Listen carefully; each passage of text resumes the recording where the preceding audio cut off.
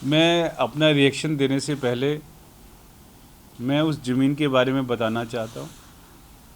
1940 के अंदर लगभग 900 स्क्वायर मीटर जगह LNDO द्वारा एक कब्रिस्तान को दी गई, जिसके पेपर्स हैं कमेटी के पास। समय के बाद उस जगह पे मस्जिद बन गई। मस्जिद बनने के बाद उसके साथ में एक रामलीला ग्राउंड के अंदर बहुत बड़ी इंक्रोचमेंट की गई। अवैध निर्माण था, जिसमें एक बैंक्वेट हॉल चलता था और दूसरी फैसिलिटीज़ चलती थी। तो ये मुद्दा रामलीला ग्राउंड को क्लियर करवाने का माननीय हाई कोर्ट में गया, जिसमें कमेटी के जो उनकी मैनेजमेंट कमेटी थी उनके लोग भी गए। वो अपने डॉक्यूमेंट के साथ गए और ऑनरेबल हाई कोर्ट ने आदेश दिया कि अवैध निर्माण को हटाया जाए और म्यूनिसिपल कॉरपोरेशन ने अवैध निर्माण को हटाया। तो इसलिए जो माननीय हाई कोर्ट का आदेश था, म्यूनिसिपल कॉरपोरेशन ने वो आदेश का पालन किया। वो पूरे देश के अंदर कॉरपोरेशन का काम है अवैध निर्माण को हटाना। आगे से भी जहाँ पर किसी भी जगह अवैध निर्माण होगा, म्यूनिसिपल कॉरपोरेशन ऐसे काम करती रहेगी। सर, एक सवाल ये उठ रहा है कि ये कार्रवाई रात में हुई, दिन में क्यों नहीं की गई? देखो, ये रात दिन वाली कोई बात नहीं। मुद्दा ये था कि अवैध निर्माण को हटाना था और अवैध निर्माण को हटा दिया। सर, पत्थरबाजी भी हुई कल वहाँ पर रात को, तो क्या कुछ कर्मचारी भी घायल हुए हैं इसमें कुछ? देखो, ऐसा है, जब हम किसी चीज़ के ऊपर अपना एंगल डिफरेंट करके देखते हैं, क्योंकि धार्मिक नेता हो, राजनीतिक नेता हो, वो अपनी अपनी रोटियां सेकते हैं।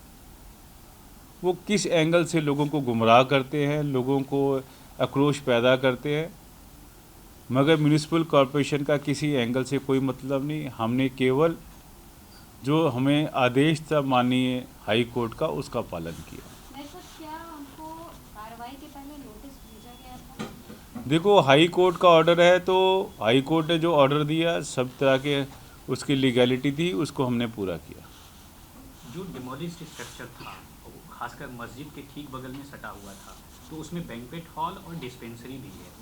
तो ऐसे में जो इंक्रोचमेंट डिमोलिश हुआ है, तो उसमें क्या कहीं तरह से मस्जिद भी प्रभावित हुई है? देखो, ऐसा है कि जो लोगों में जो भ्रम फैलाया गया है, अफवाह फैलाई गई कि किसी तरह का हम जो धार्मिक स्थल है उसको डिमोलिश करने जा रहे हैं, ऐसा कुछ भी नहीं है। अब लोगों में शांति है, क्योंकि लोगों ने देखा किसी भी तरह का ऐसा काम नहीं किया गया और किसी भी हमने जो धार्मिक स्थल है उसको टच नहीं किया। हमने केवल अवैध जो था निर्माण था, जहाँ पर बैंक्वेट हॉल चल रहा था, केवल उसी को हटाया। मेरे साहब, आज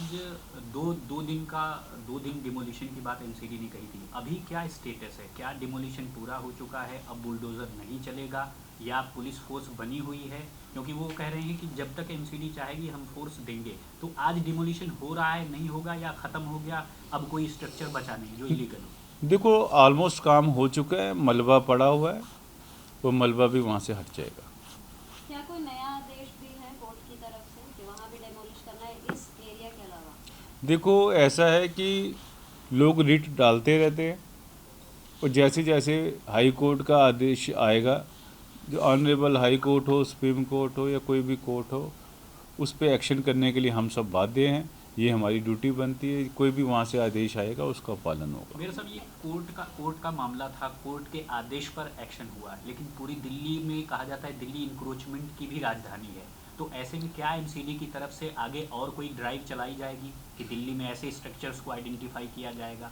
मैंने पहले ही इसका जवाब दे दिया है कि किसी भी तरह की इंक्रोचमेंट बर्दाश्त नहीं की जाएगी और उसको सख्त कार्रवाई करके उस पर एक्शन होगा। मेरे साथ एक आपने अपनी बात रखी कि कोर्ट का आदेश था, उसके खिलाफ उसके अनुसार ही आपने कार्रवाई की। क्या ऐसा अक्सर होता है कि जब भी कोर्ट अपनी तरफ से आदेश पारित करे तो कोई नोटिस जारी नहीं किया जाता है, सीधे एक्शन लिया जाता है? देखो ऐसा है कि दोनों पार्टियां थी वहाँ पर। हमने बिल्कुल नोटिस भी इशू किया म्यूनिसिपल कॉरपोरेशन ने, और कमेटी को भी मालूम था कि एक्शन होगा। ऐसा काम नहीं किया गया जिससे किसी को तकलीफ हो।